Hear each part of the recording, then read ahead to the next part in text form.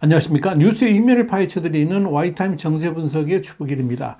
한국에서 확인된 이 중국의 해외 경찰서가 미국의 뉴욕에서도 발견돼서 미국이 발칵 뒤집혔습니다. 뉴욕타임즈는 미국 시간 13일 중국이 미국 뉴욕에 설치한 비밀 경찰서가 맨하튼 차이나타운에 위치한 6층 건물에 이 향후의 간판을 걸고 있는 것을 확인했다라고 보도했습니다.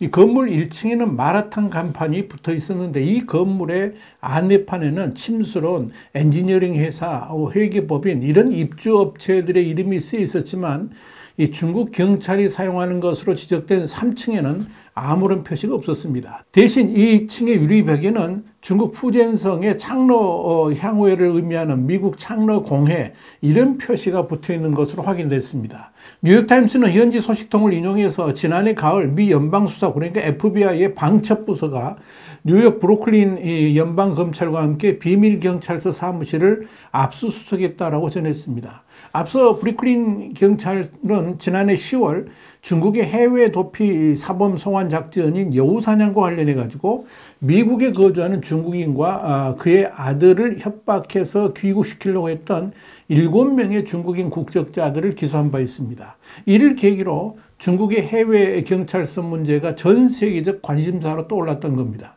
아일랜드, 캐나다, 네덜란드 당국이 중국의 자국 내 경찰 활동을 중단하도록 요구한 것도 바로 이런 것 때문에 그런 겁니다. FBI 압수수색은 중국 해외 경찰서를 대상으로 한 첫 강제 수사 조치였습니다. 이 창러 공회는 또 지난 2013년 푸젠성 출신 중국인들에게 만남의 장소를 제공한다는 취지로 결성됐고 2016년 130만 달러 그러니까 우리나라 돈 한 16억 원의 사무실 공간을 계약한 것으로 전해졌습니다. 이 향후의 회장인 루지안서는 뉴욕 퀸스에서 요식업체를 경영하고 있는 것으로 알려졌고요. 이 창러공회는 지난해 에릭 애덤스 뉴욕시장에게 정치 헌금을 모금하는 행사를 개최하기도 했고 루 회장은 직접 한 4,000달러 그러니까 한 500만 원 정도를 기부한 것으로 나타났습니다. 이 뉴욕타임스는 중국 당국이 뉴욕 경찰에 합동 교육을 하자는 제안을 한 사실도 확인됐다 그러면서 그러나 FBI는 이 같은 요구가 이 중국 경찰이 이 NIPD하고의 합동 교육을 빌미로 해가지고 미국에서 협박과 감시 같은 이런 불법 행위를 공식화하기 위한 것으로 판단한 것으로 이렇게 알려졌습니다.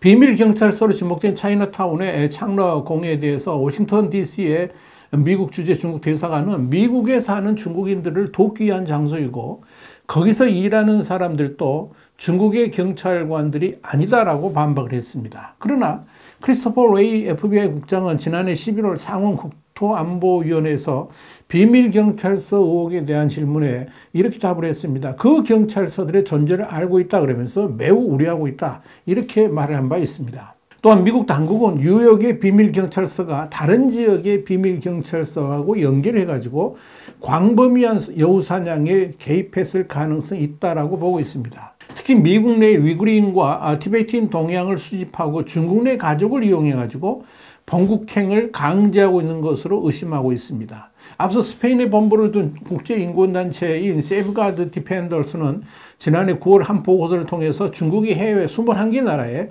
54개 비밀경찰서를 운영하면서 범죄 관련성 있는 중국인들을 뒤쫓아서 본국으로 송환하는 여우사냥 작전에 나서고 있다라고 밝힌 바 있습니다. 세이프가드 디펜더스는 한국에도 중국의 해외 경찰서가 존재한다고 밝혀서 파문이 일었고 잠실 선착장 인근의 동방명주 중식당이 지목되면서 논란을 불러일으켰습니다.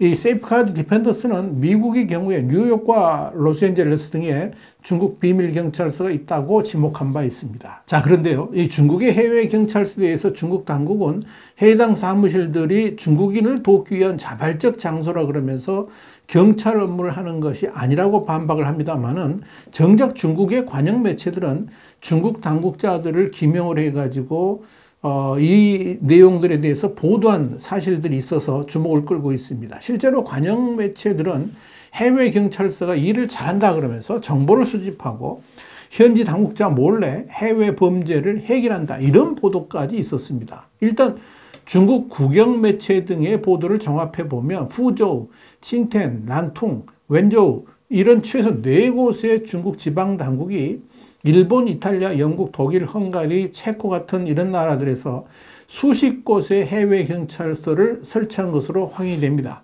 중국 장수성의 한 당 기관지는 난퉁시 해외경찰서 연락서비스센터가 지난 2016년부터 80명 이상의 범죄 용의자를 검거해서 중국으로 돌아가도록 이 장수성 내 난퉁시 당국과 협력했다라고 밝힌 바 있습니다.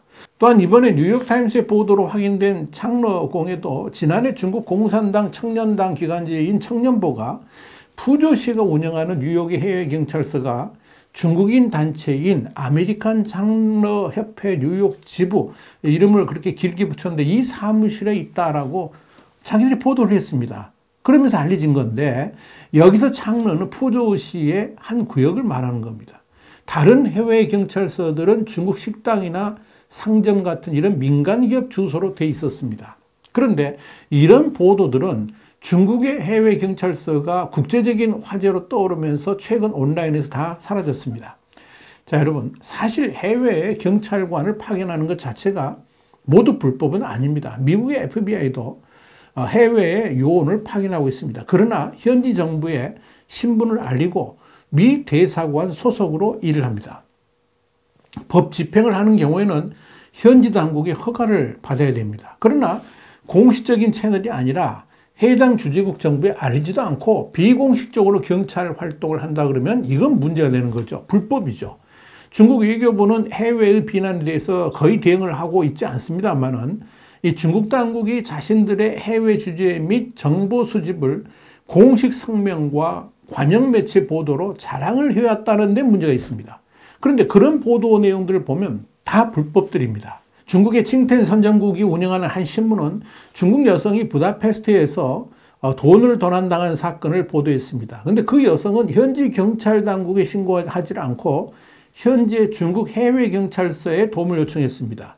해외 경찰서 근무자들이 편의점 감시 카메라 영상을 구해가지고 루마니아인 도둑을 확인하고 협상과 회유로 돈을 되찾았습니다. 그리고 이렇게 해결한 사건을 중국인들을 보호하기 위한 해외 경찰의 노력이라 그러면서 대대적으로 자랑스럽게 선전을 했던 겁니다. 중국 국영신화통신도 칭텐의 해외 경찰서가 해외 거주 중국인들의 여론을 수집하고 분위기를 살핀다라고 보도를 했습니다. 자, 이런 중국 관영통신들의 보도 내용 자체가 모두가 불법이고 주재국의 경찰 권한을 침탈하는 것이다. 이렇게 말씀드릴 수 있습니다. 서방세계가 중국의 해외 경찰을 민감하게 보는 것은 이들이 반체제 인사 등 이런 해외 중국인들을 억압하는 수단으로 활용할 가능성이 높아서 그런 겁니다.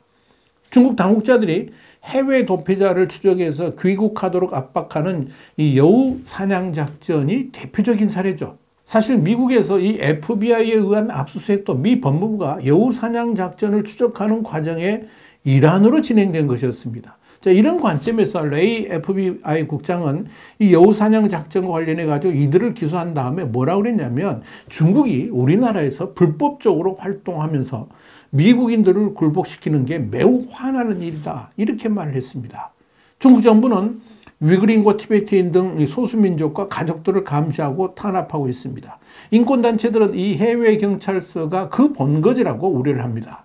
자, 여러분, 미국 시간으로 지난 10일 미국 법무부가 보스턴주의 연방대비심이 중국 국적으로 버클리 음대에 재학 중인 25살 샤오레이 우를 사이버 스토킹 및 협박 메시지를 전송한 혐의로 기소했다라고 밝힌 바 있습니다. 이 공소장을 보면 지난해 10월 22일 보스턴에 있는 버클리 음대 캠퍼스에 중국인과 함께하자, 우리는 자유를 원한다, 우리는 민주주의를 원한다, 이런 전단을 게시한 사람에게 이 우라는 사람이 그날부터 10월 24일까지 위챗, 이메일, 인스타그램 등을 통해서 협박을 한 겁니다. 그러면서 우가 뭐라 그랬냐면 전단을 더 게시하면 너의 쓰레기 같은 손을 잘라버리겠다, 이렇게 위협을 했습니다. 또 게시자의 행동을 중국 공안에 신고를 했고 공안이 내 가족들을 인사하게 만들 것이다, 이렇게 말을 하기도 했습니다.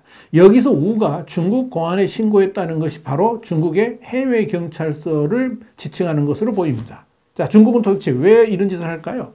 여기에 대해서 세이프가드 디펜더스의 보고서 작성에 참여했던 대만의 첸옌팅은 이렇게 말을 했습니다.